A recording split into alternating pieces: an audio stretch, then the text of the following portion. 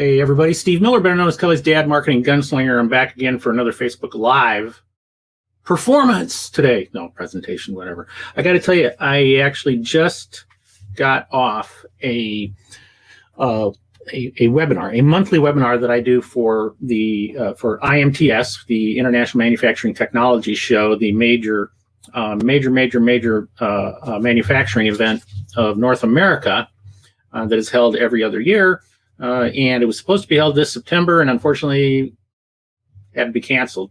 But I still do the webinars, right? And in that webinar, I was interviewing a gentleman named Oisin Lunny, and he's a guy that he's a really smart dude who is based out of. I got my glasses. My reading glasses are leaving a little mark on my nose there, and of course my hair, my COVID hair. Don't get my haircut till next week. Anyway, what was I talking about? Oh, Oisin was he's a smart dude over in Barcelona that has he's kind of a Renaissance man type of guy. He's got quite a background of all kinds of different things that he's done. But one of the things that he has done, he was in music. He was in a band, and he became very involved in technology in music and studied that quite a bit. And through that, he has become a guy that, companies and organizations reach out to do technology-based conferences. That he works as a master of ceremonies or an MC, I guess, what we should, facilitator, moderator, that type of stuff. And IMTS had asked him to do an article on the supply chain just about the supply chain in the manufacturing world and how things are changing and what we might be looking for ahead. Those of you that are involved in manufacturing, be sure to go to imts.com and check out the webinar. It's not up right now. It'll either be up later today or tomorrow morning, and you can get that. Anyway, so while we were talking about this supply chain situation and how rethinking technology in the supply chain for B2B, it occurred to me that, that while we're all sort of, and I guess we can no longer really say that we're coming out of the pandemic as much as we are just working around it. As best as we possibly can, because it's going to be around for quite a while. We still don't know how it's going to impact our lives 6 months from now or anything like that.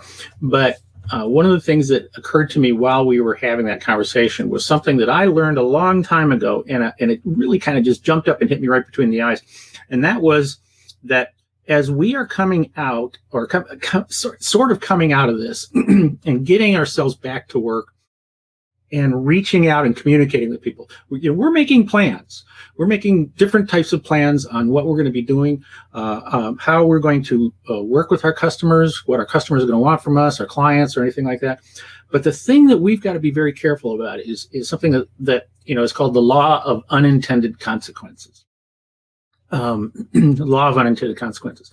Like in the supply chain, in the manufacturing supply chain, for example, one of the laws of unintended consequences that reared its ugly head during this pandemic, early in the pandemic, was that the supply chain was faulty regarding the PPE, the products, the ventilators, masks, things like that, that were so crucially needed for the healthcare workers and for everybody, right?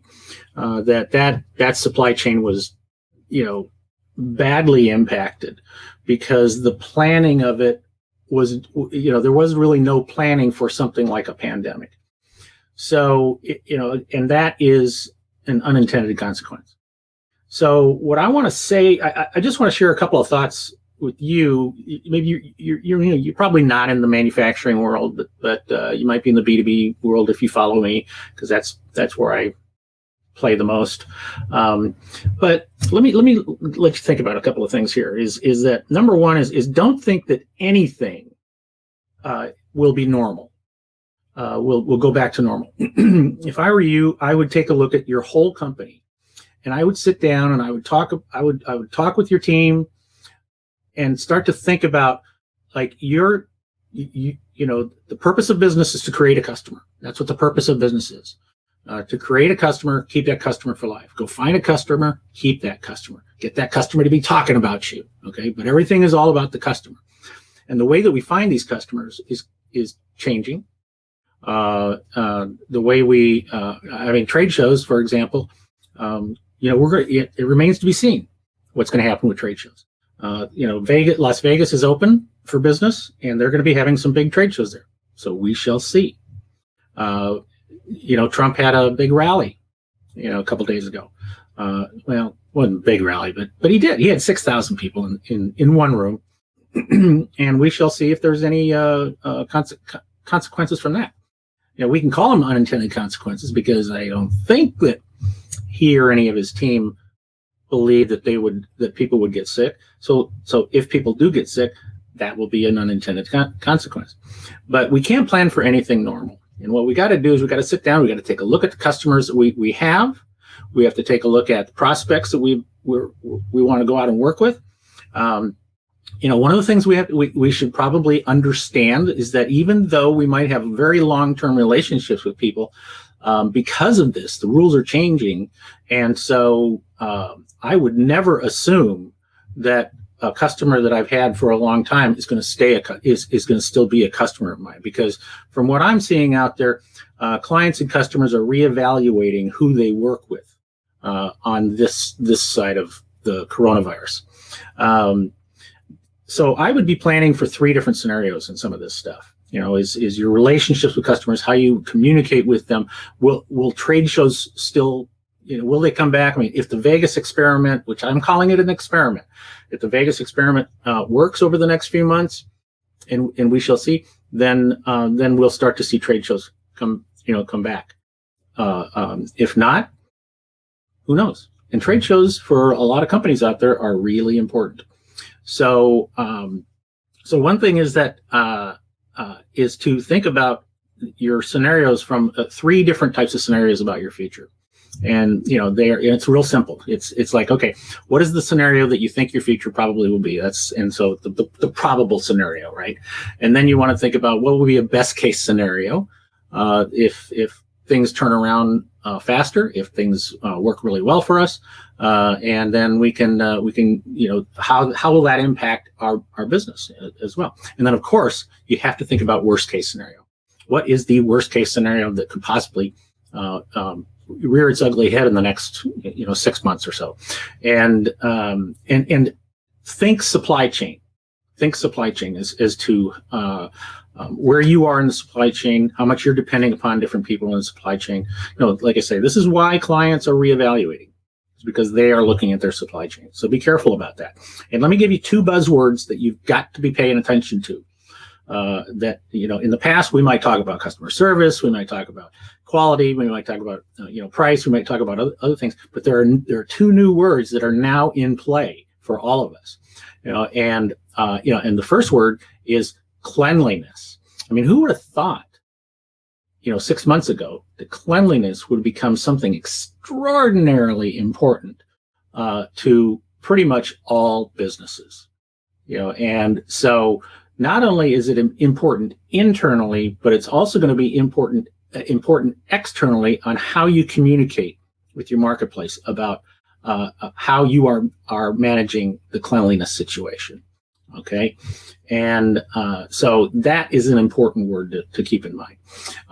Another important, the second important word to keep in mind is compliance, because in many industries we're going to start seeing legal compliance.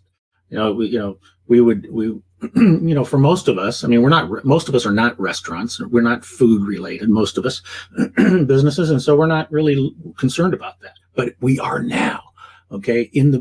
We are now in the pandemic world where, because of the cleanliness situation and because of this other stuff, there are going to be rules and regulations, and there are rules and regulations right now. And, how are you going to play that game of compliance? And think about that. Think about those things, both cleanliness and compliance, as being part of the scenario planning that you've got going. So the law of unintended consequences, if we don't think in terms of scenarios and think in, the possible potential directions that we end up going in, then the law of unintended consequences can rear its ugly head. It is always looking for a place to play. And most of the time when we have an unintended consequence, it's not a happy one. So think about that. And, while I'm doing this live on Facebook right now, I am going to be putting this onto my website as well as my weekly video. So for those of you that are just seeing it on weekly, or those of you that are seeing the replay on Facebook, welcome. Thank you for joining me. And I'll be back again tomorrow on Facebook, next week on my web. This is Steve Miller, better known as Kelly's dad and marketing gunslinger. Thanks for joining me. And always remember to be uncopyable. I'll see ya.